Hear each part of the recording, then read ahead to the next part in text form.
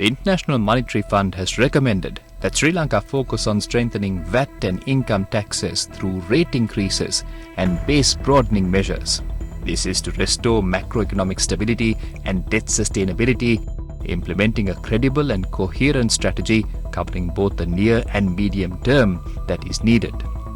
The recommendation was made via a press release by the IMF following the conclusion of the Article 4 consultation with Sri Lanka by the Executive Board. Here are the other recommendations. Budget deficits and fiscal consolidation. IMF staff recommends that, at a minimum, fiscal consolidation should achieve a primary balance, government revenue minus expenditure plus interest cost, of 0 by 2024. Staff and the authorities agreed that fiscal consolidation should be primarily revenue-based. Sri Lanka's tax to GDP ratio is among the lowest in the world. Commentary on tax holidays, para-tariffs and budget 2022. Generous corporate and personal income tax exemptions eroded the effectiveness of the 2017 Inland Revenue Act, and the widespread use of project-based tax holidays, the effectiveness of which remains questionable, has led to large revenue losses. The multitude of indirect taxes renders the tax system unpredictable and complex, while high para-tariffs hinder competitiveness and growth. The main tax measures of the 2022 budget were undesirable. Retroactive income taxes on the past taxable income undermine tax certainty, and turnover taxes are less efficient than the VAT due to a cascading of the tax burden along the supply chain. Public expenditure management. Given limited fiscal space and the need for higher social safety net spending, some scaling back of non-priority expenditure may be needed, accompanied by greater spending efficiency. An overarching strategy for managing the public wage bill is needed to reverse the recent increasing trend.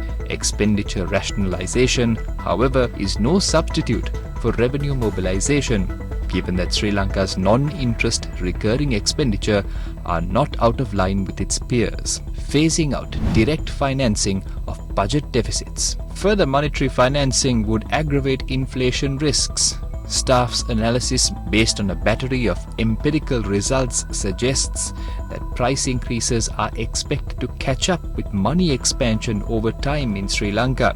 The CBSL's plan and some initial steps taken to gradually unwind its large T-bill holdings are welcome and critical for fulfilling its price stability mandate. In doing so, the CBSL should coordinate with the Ministry of Finance on a well-sequenced and time-bound exit strategy and clearly communicate that monetary budget financing should remain an extraordinary last resort measure. Sri Lanka's debt sustainability. In staff's view, Sri Lanka's public debt is unsustainable. Restoring Sri Lanka's public debt sustainability to bring external public debt and debt service down to manageable levels will help raise Sri Lanka's NIIP and reduce risks to external sustainability from elevated gross external liabilities and potential adverse valuation effects. Cost recovery-based energy pricing is needed to mitigate fiscal risks from state-owned enterprises. To mitigate the implied fiscal risks, automatic fuel and electricity pricing mechanisms should be adopted, under which retail prices are periodically adjusted in line with cost recovery levels. This would pass changes in input costs through to consumers and eliminate energy subsidies, which disproportionately benefit the rich rather than the poor.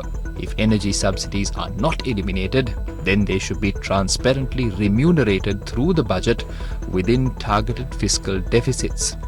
Finally, an overarching strategy is needed to address high SOE debt and growing currency mismatches on energy SOE's balance sheets.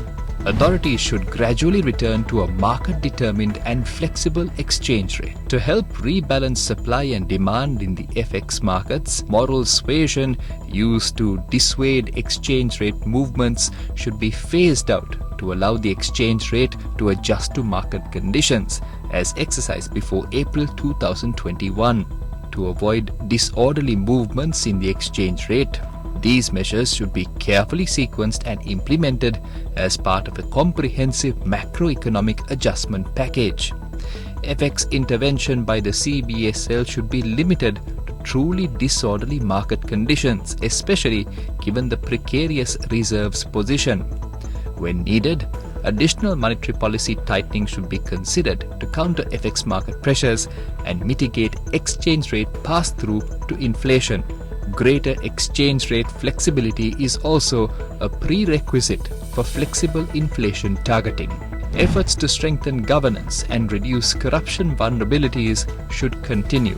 The Colombo Port City project brings about an important opportunity for investment promotion and for testing growth-enhancing structural reforms.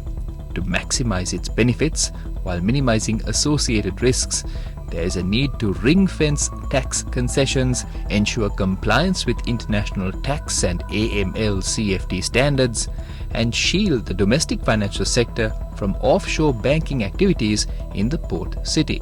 Import restrictions. The authorities should develop a schedule for the import restrictions to be phased out. A wide-reaching and coherent investment promotion strategy should help avoid excessive reliance on tax incentives. Sri Lanka's medium-term GDP growth potential. Exogenous factors such as natural disasters, the 2018 political crisis, and the 2019 terrorist attack have not only caused large output losses for current periods, but also may have a long-lasting impact on growth potential by impeding factor accumulation and productivity growth. Sri Lanka's medium-term growth potential is estimated to be around 3.1 to 4.1% at this juncture. Await a comprehensive report on primetime news at 9 p.m. on TV1 today.